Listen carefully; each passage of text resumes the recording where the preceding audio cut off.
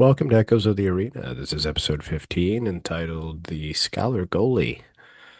We're going to talk a little bit about the late, great Ken Dryden. Um, Dad, why don't you take it away? You were alive when he played. I Yes, was, I I yes was I not. was. No, you were not. Dating I was myself. alive. I was actually in my senior year of high school, and the Buffalo Sabres were in their first year of existence.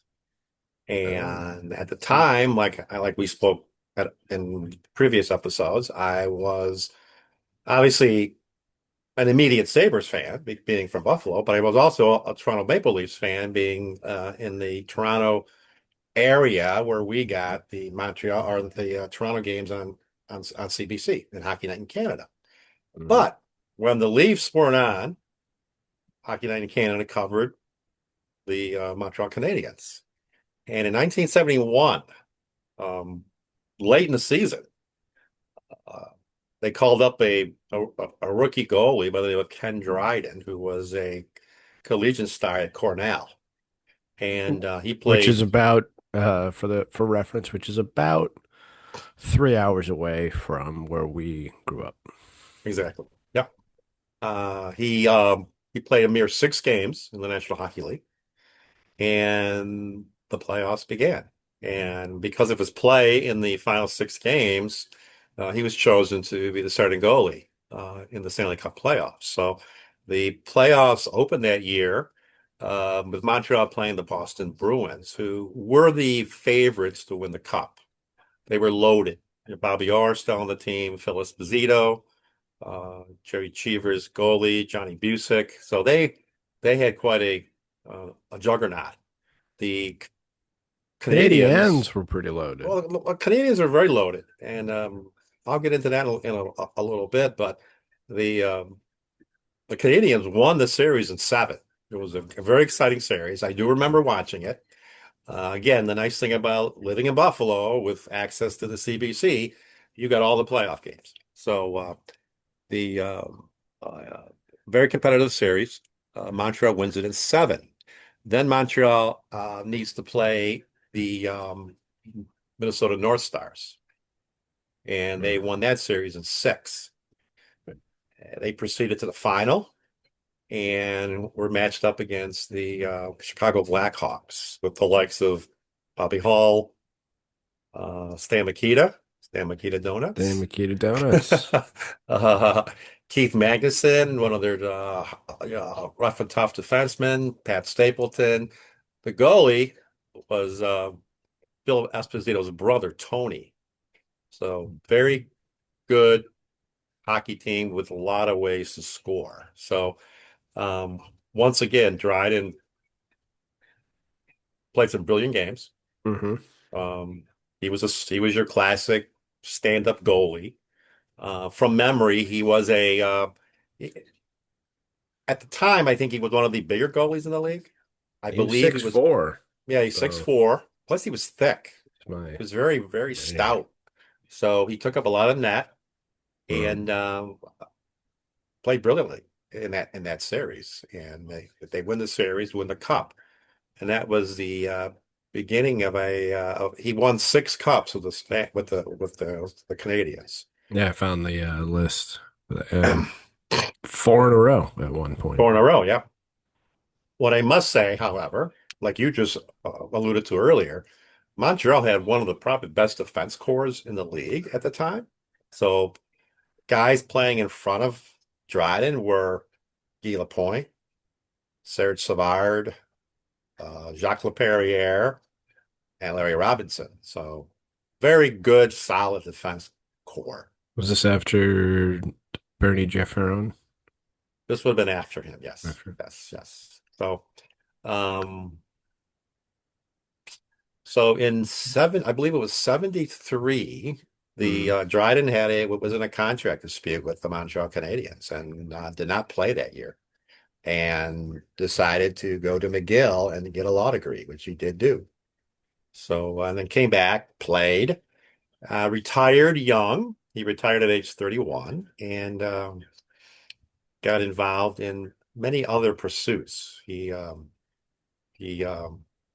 got into broadcasting, and we remember him from what famous event, Matt? Miracle on Ice game because, Yes, well, you remember him for the Miracle on Ice game. I was not yes. alive for a Miracle on No, Ice you were game, not. but That's another thing you missed. that's that's neither here nor there because I have seen it and I do remember him not stepping on Al Michaels' famous line, which I don't think I could say for many other color commentators these days. Exactly.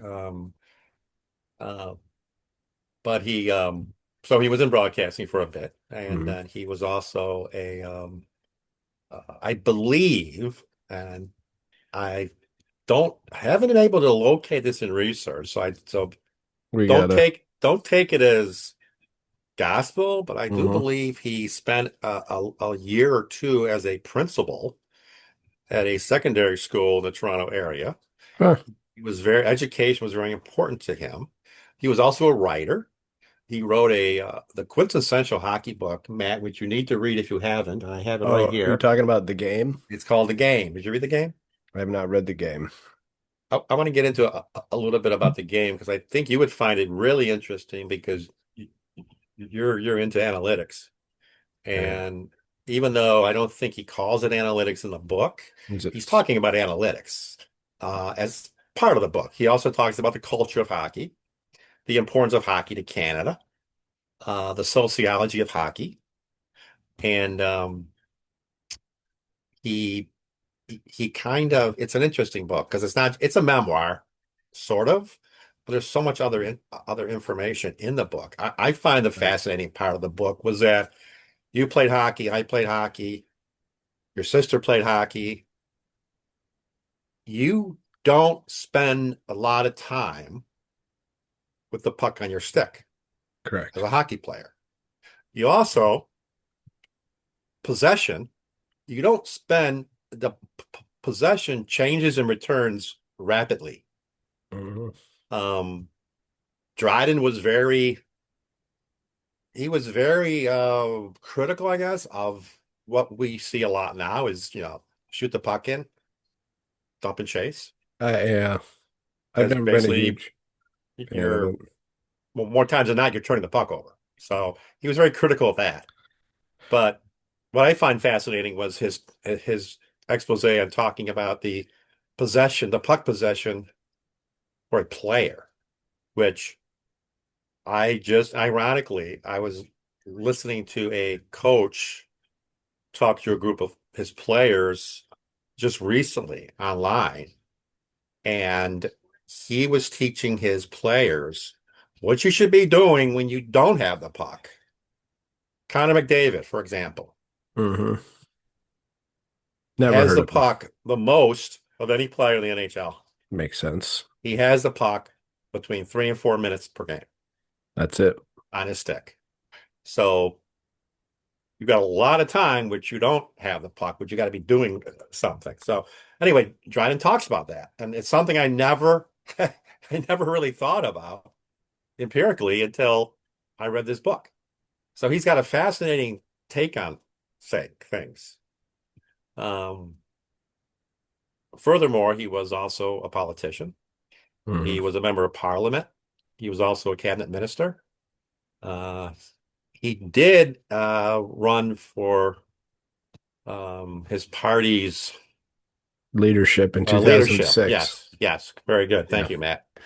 So, very, very multifaceted uh, man who was a great athlete, but he proved that you can do a lot with your life after you hang it up.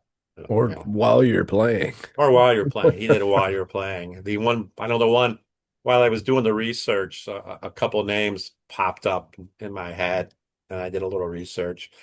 Bill Bradley, who played basketball with Hmm. the Knicks, he was a senator, a U.S. senator, post basketball, graduated from Princeton. Somebody we were just talking about off the air, Mark Murphy, who became the president of the Green Bay Packers, who went to Went our to high the same school. high school that we went to. He was an attorney. He was an athletic director at both his alma mater, Colgate, and then Northwestern University before he became the president of the pack. He's a Super Bowl champion with the Redskins. So guys that did tons of probably more after they retired than when they were playing. Now the Commanders. Now the Commanders. Yes. Yes. So that's my take on Ken Dryden. And again, like you said earlier, he passed away last week, Yep. and he was an amazing athlete, joy to watch from my point of view.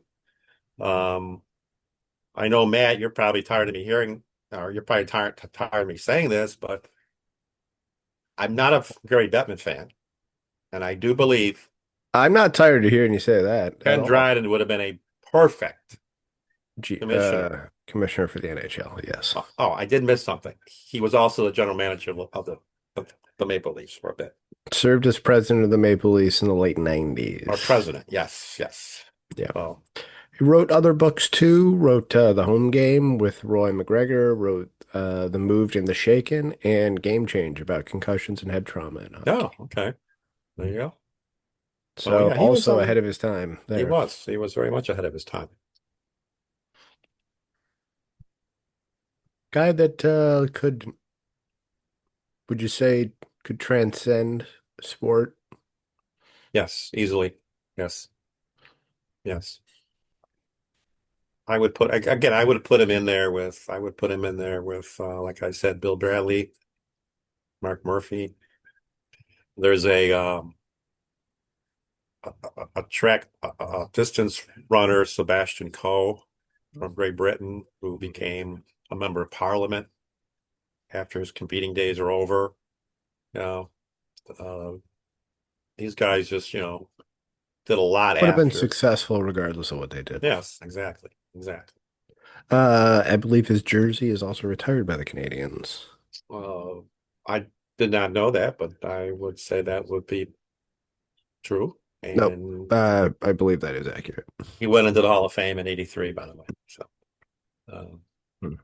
and really, I think, and looking back, again, I'm not going to say this was, um, I don't, it's fairly accurate, but I'm not sure it's 100% accurate. But I would say he was from probably the last of the really good stand-up goalies, because the position, the way you play the position changed after he retired with the evolution of the mask and the butterfly and what have you. So there you go. Ken Dryden's number was retired in 2007 by the Canadiens, number 29, and hit retired. Cornell retired his number one in 2010. Hmm. I remember when I was at Cornell, uh, watching one of the girls that played for us with the Buffalo Bisons. Hmm. She played for Cornell. And I remember being in the rink, and I would go around. They had team pictures of all the teams that had played at that played for that competed for Cornell. So I definitely searched out the one from the 1970 season to see Ken Dryden, and there he was, number one. So Um, a couple of things that I thought were interesting when I was doing some of my research was, and I will see if I can find a picture of this to put up on our Facebook page after the show, but Ken was a little famous for leaning on a stick between plays, yeah, yeah. He would rest on the top of the stick like this. It which was tells you maybe everything you need to know about how good his teammates were, that he I had the know. ability I to do that know. for some time. Oh yeah, look at that. There's multiple pictures. Yeah. Either he was doing that to just kind of take a break, or do you think he might have been Little staying in gamesmanship. the moment, or gamesmanship, or staying in the staying in the moment, or what have you? Because It's interesting because in some of these pictures it might look that way, like he's trying to stay in the moment. I don't know. Some of them look like he's staying in the moment. Some of them look like he's And the other problem, it might have just been a bad lower back. And he was kind of That's true. stretching the back during breaks. There's some pretty sweet sticks in some of these pictures too. But A lot. definitely it's definitely one of his trademarks. Yes, standing on the stick. I'd One pick of that up these right he, away.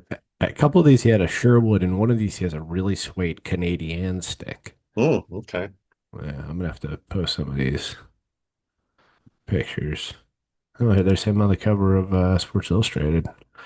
February 14th, 1972. Must have had that copy because I was a subscriber to the magazine. Montreal's Golden Goalie is on the front page, on the cover of SI. Uh, and he was taken from us just recently. Um, unfortunately, these great players of your younger years are gonna continue to Yeah. Yeah. disappear, unfortunately. So, ooh. And they were, well, as I said, that was I know we all have our fifth, obviously during our youth, we have our favorite players, like you have your favorite players. I I have my do. favorite players growing up. And again, a lot of my favorite players were members of the Leafs, but I also like Montreal. Because they were at the time, they were the Flying Frenchmen. Most of the team was French Canadian. But you still liked Bobby Orr And I best. do like, well, my favorite is Bobby Orr. I just love Bobby Orr. And to this day, I would put Bobby Orr. I think Bobby Orr's game could transcend different eras because of his skating ability. He was just a marvelous skater and could do so many things that a defenseman didn't do back in the day. Hold on, rapid fire. Better skater, Bobby Orr, Connor McDavid. Oh, Connor McDavid, is a better skater. Having seen him in person, I saw Bobby in person when he played the Sabres, Well, that's what I'm saying. You were the only but one who Connor went to see McDavid both. certainly is a much, well, not much better, but he's a better skater.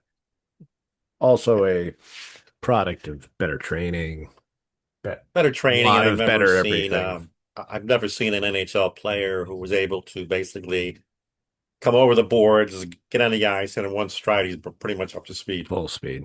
Yeah, and he's just blown by guys. I'd like to And get a shot of him in shorts. I just want to I see what know those he must tree have trunks must look like. he must have some quads. We were talking about who we were talking about last time. We were talking about um Marcel Dion and his legs. Hmm.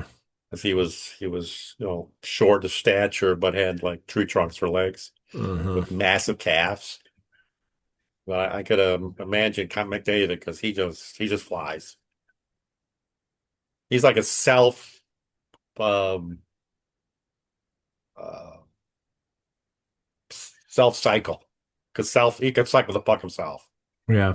How many times have you seen him go around the zone and then change direction, go around the zone until something opens up? So He's got big legs, but they're not, I've seen bigger. they're not like It's they don't. got to be fast twitch muscle fiber, Yeah, it has to be because right? he's not. Yeah, he doesn't have the bulk. He doesn't have the bulk that a lot of hockey players have. Like, yeah, I found a picture of Connor Bedard's legs Hmm. bigger. When I saw Nathan Gerby at Panera, his Hmm. looked bigger, but he was also only like 5'5". Um, that picture of Martin St. Louis at his kid's hockey game. Yeah, yeah. He had some These rough short legs. guys, though, they gotta have tree Rick trunks. Martin had a good set of legs. I saw him in golf. I saw him in golf shorts and um had some tree trunks. Gilles Perreault, Yeah. So I but guess I'm a little surprised that they are bigger, but well, he generates a lot of speed he from it. generates a hell of a lot of speed from what he's got. I think you're right as far as the fast twitch muscles, except the white fiber. Hmm. So, anything else on Ken Dryden? Uh, Unfortunately, I didn't know yeah, much about the guy than I what I think did a little research. we kind of exhausted what I have. If I'd you say can he was. find, I will say this, if you can find some stuff about, if you can find videos of him speaking, they're worth listening to. He's a very well-educated guy, or excuse me, was a very well-educated guy. Could speak very eloquently about the game of hockey, but also the game of life. Correct me if I'm wrong on any of this, Dad. Oh, you're right. You're 100% right. And also, if you go back and listen to the voice track of the games that he did with Al Michaels Mhm. in the '80 Olympics, because he did all the hockey, obviously. So he did some of the earlier games, but they were showing. They only showed, I think, three games in their entirety. A lot of them were just highlights. And you Back can in the hear him back in the color day. commentating that game Mm. in the movie Miracle, Yes, you because can. they do use the original track, I think. But I think he brought a lot of the information he put into the book that he wrote, the game. He also Mhm. used that same style of inquiry and talking about the game within the game when he did Mhm. his analysis of games. So he was ahead of his time. So I equate him, and you and I know what I'm talking about. I equate him with like what Tony Romo does on the NFL broadcasts, where he knows what's coming Bring before an it education to the happens, game. and Ken Dryden knows, he knows why things happen or what might happen, and um, though I think he was as surprised as all of us were when we beat the Soviets Mhm. in the semis, but I don't think he was as shocked as a lot of people. I think he saw the fact that the team was well prepared for that game. And they kind of did everything right.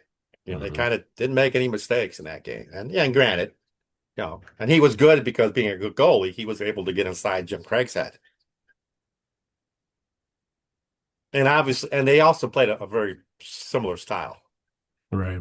Ken Dryden and Jim Craig. So, um, Stand-up goaltenders. stand-up When goalies, yeah. the era of stand-up goaltenders was Hmm. entering its final phase, really. Yeah, We're because you gonna. wore that mask that was kind of close to the face and it Mhm. only had like sponge sponge rubber between On the the inside. fiberglass and your face.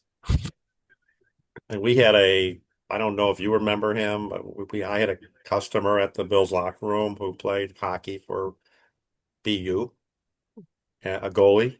Remember Bob Wells? Do you remember him?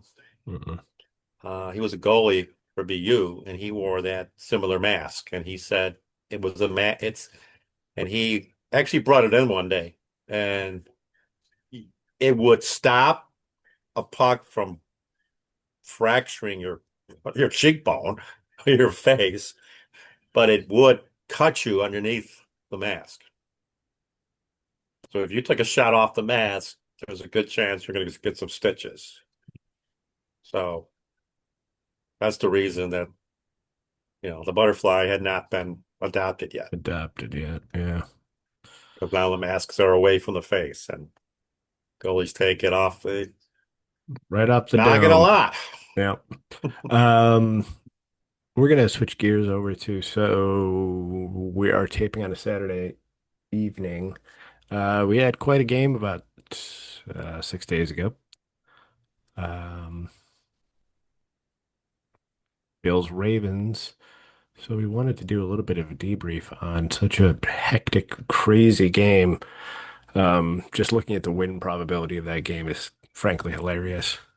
As you can see through the first quarter, how we had the better probability, and then it just went away and got as high as 99.1 or 98.9% to Baltimore, Right, right. and then things just fell apart. On the Ravens side, although I would say defensively, neither team looked very good. Pretty, pretty poor. No, and I'm a little I'm getting ahead of myself, so I'll reverse course in a minute. But I'm a little. One thing the Jets do have is a pretty good running game. Yeah. So, and that's tomorrow. So, and we're without our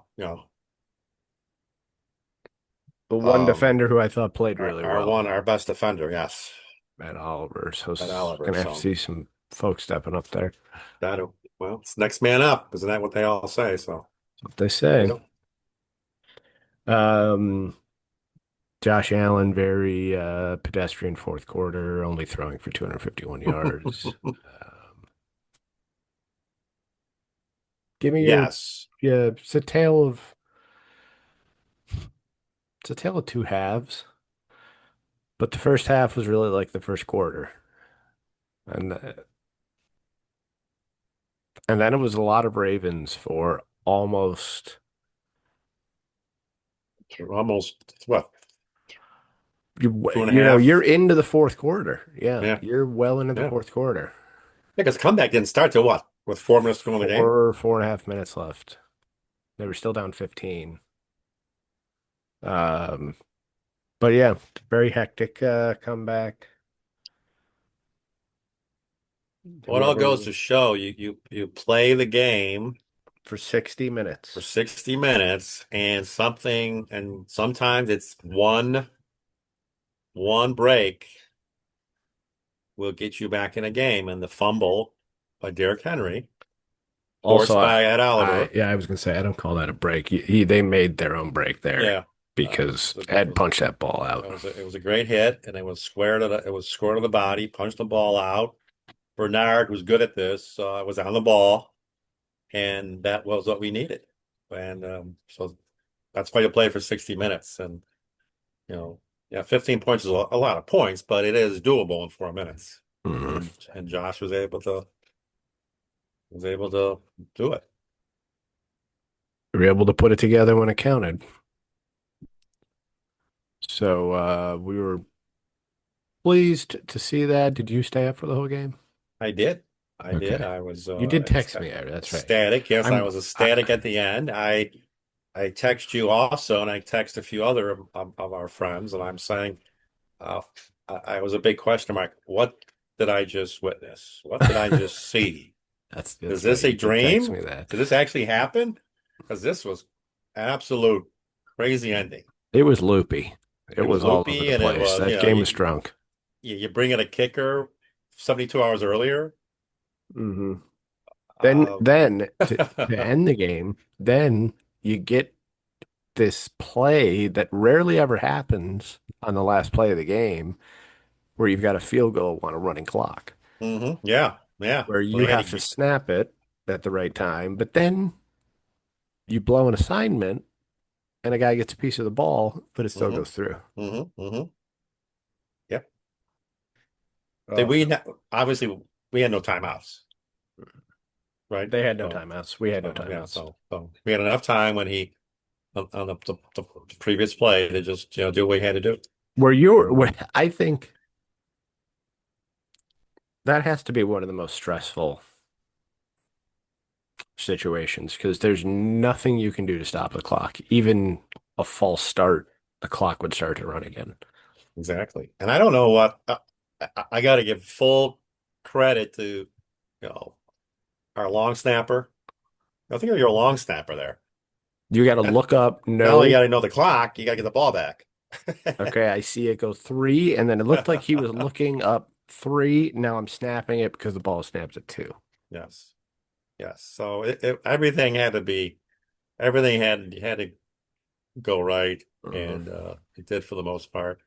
In that And quarter, yeah. they got the field goal, and it was a crazy, crazy finish. Great comeback. I also want to just make note of, I think we're seeing the reason that we drafted Keon Coleman. Mm. He had what, 7 catches? 8 catches for Eight 112 yards catches. and a Yeah. touchdown. That touchdown was a deflection that at least he threw it in an area with a lot of our receivers. Yeah. Yeah. Um, he did have some big plays otherwise, though. I think some big third down catches. Also had the play that near the end of the game that got them well in field goal Oh, range. Palmer, the throw to Palmer was a beautiful The throw throw. to Palmer was a great throw, but the throw that he got tripped up before he Oh scored. yeah, yeah. Keon Coleman, yeah, yeah. But remember, Coleman is going to, we need to ignore anything we hear regarding Coleman and horizontal separation as far Hmm. as Hmm. speed. And remember that his separation is physical. Right, Plays right. above the rim, he can get separation with his arm length He's a very good basketball player. So yes, and he has can that box people rebounding. out. He knows how to, yes. He has that rebounding pedigree, and uh, they were breaking down. I was watching ESPN the day after, and Orlowski was breaking down the pass he made, throw he made to Palmer. How just Josh is so That is a throw that nobody else in can make. tune to Very few make. other guys can Oh make yeah, that. yeah. No, it was a very difficult That's like throw a Mahomes and Josh throw. because he dropped it right in there perfectly, and it caught Palmer in stride. Well, So, dropped it in there, but it wasn't like you're just dropping it in there. He was dropping it in there 25 yards downfield. oh yeah, well, it has some zip on it. It definitely had zip on it, but just the way he knew what was coming as far as the coverages, because what they were doing on the other side of the formation, Hmm. and just you know, we're seeing Josh now being probably one of the better schooled quarterbacks now as far as reading defenses. Um, lucky to have him. I believe he's thrown for over 35,000 yards now. Oh, has he? Yeah. Let me He look also that broke up. Thurman Thomas's touchdown Yes, record, talk right? about that, Dad, because he broke the Yeah. team record for touchdowns by someone who is already in the Hall of Fame. Well, Thurman was my guy. He was a good friend of our Leonard. good friend Leonard Smith, and but Thurman was, I think, just one of the. I think he's one of the, I would say, top 10 running backs that were also very good receivers. I And said that the other day to somebody. what did you? Yeah, I yeah. said I think he's at. Oh, I said it to Jen. Jen and I were talking about. I had said that Allen broke Thurman Thomas's record, and I said, by the way, Thurman Thomas is like a top 10 running back Oh, easy, all time easy, easy. because And he he also was was Marshall Faulk before Marshall Faulk. exactly, yeah. And he also was a guy who was able to never take a direct hit. Hmm. He was very good at eluding. He would get a lot of glancing blows and what have you, but very seldom would he take a direct hit. And ironically, he was drafted out of Oklahoma State when he was injured. He was injured his senior year, couldn't play. Hmm. But I think, and you can correct me if I'm wrong, Maddie, but I think he did not have a serious injury with the Bills, right? No, not He was until fairly healthy yeah, he never took a his big whole hit. career. He was able to never take a big Yeah, hit. I was incorrect. It was 30,000 career passing yards if 30 you yards. include postseason. So that's number Um, one with the Bills. no, well, that's a great question. I thought it was like in the top 70 all time, or maybe in the top 60 all time. Um, for someone who just turned 29. Oh, okay. He is young yet. So yeah, he surpassed 30,000 yards with the 394 yard performance against the Ravens, Most of which were in the fourth quarter. most of which were in the fourth quarter. That fourth quarter alone would have made him one of the top five passers of the day, I believe, because only two or three players threw for over 300 yards.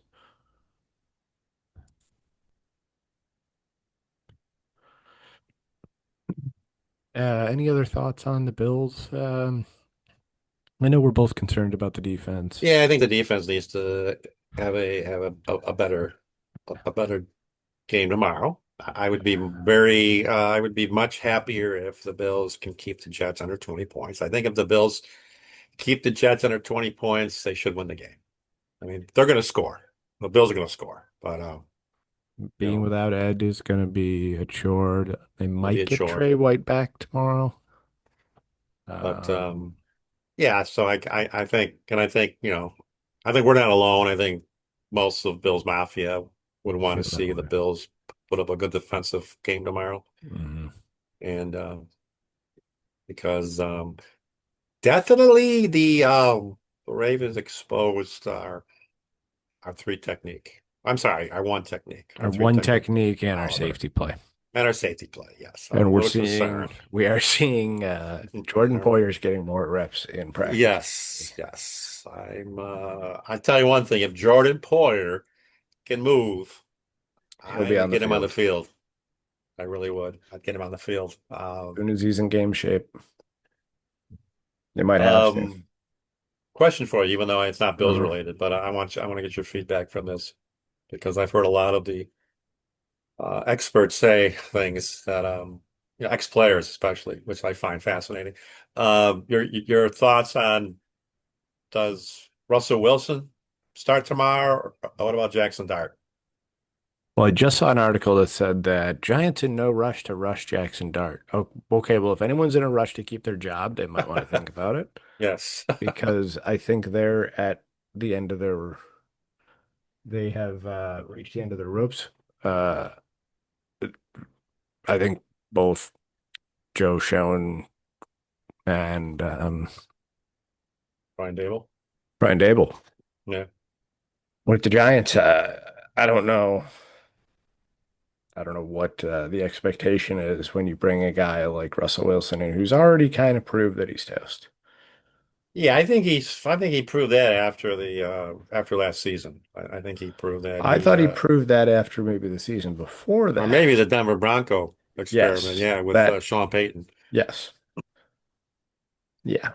I thought he's definitely slowed down in Matt's league. Hmm. You talked about it regarding the game during the COVID year when they played the Bills. He's never been the same since that No, and game. maybe it's irony that it worked out that way, but he was having a really great year, and then I want to say he was sacked 7 or 8 times in a game against us, and was really physically tossed around Hmm. in that game. And I think we beat them pretty handily. I think they scored late and made it look closer than it Yeah, was. yeah, But he's never been the same player since.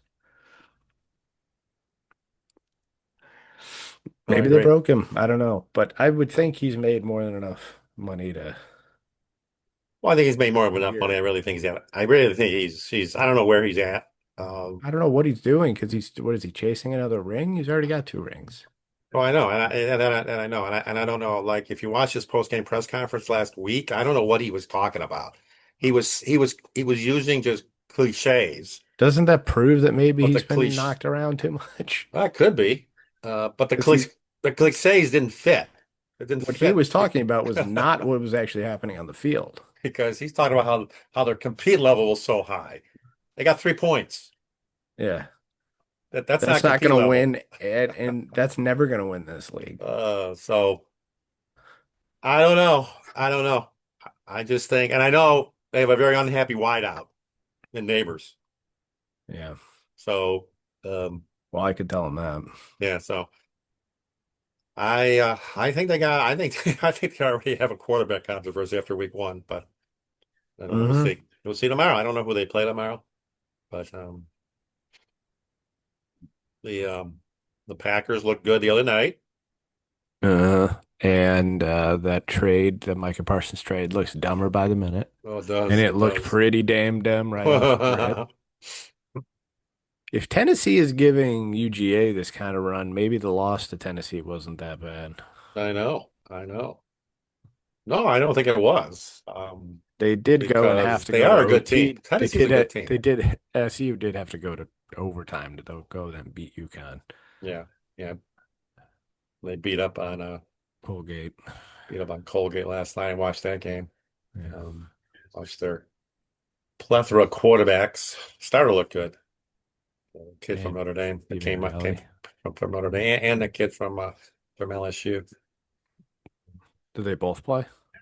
Yeah, they both played quite a bit. But I think I didn't catch the the game. fourth quarter they were playing so much. They were playing out the third teamer. Hmm. But yeah, this game's been really good. This looks like it's going to go to OT. Um, Who's got the ball?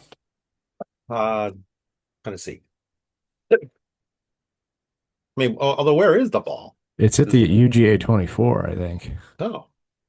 Oh, This game might be about to end. might be about to end now. Yeah. Yeah, yeah, the fans look happy, so maybe they're expecting that field goal. Is that the kicker right here? No pressure.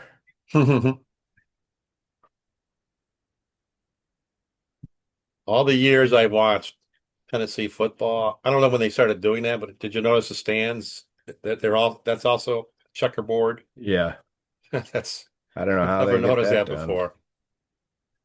So I guess if you're sitting in section, so and so, you got to wear orange, eh? Uh, But yeah. I would say, to answer your question, they probably should be starting Jackson Dart, provided I don't know what their this being the Giants. I don't know what their offensive line looks like. Are they, if they're in a place where they can protect him effectively so they can actually determine if he's an effective quarterback? Because it seems like how many of these guys get thrown out there to the wolves with an yeah, offense that can't really protect them and doesn't play to their strengths. right, right. Um, and nor do I think they have a great running game. So when you got a young quarterback, you really want that running game. He has a weapon in Neighbors, but he doesn't have a lot of weapons. So, you know, it would be it'd be tricky. Um, but we'll have to see. It'd be interesting. Yep. All right. So I think we're gonna call it an evening here. Um, did you? So we want to rest in peace, Ken Dryden. Passed away, say about a week ago. That right? Yep, it was Oh, last week. I think I last week. saw it. Great ambassador, excuse me, ambassador for the game of hockey.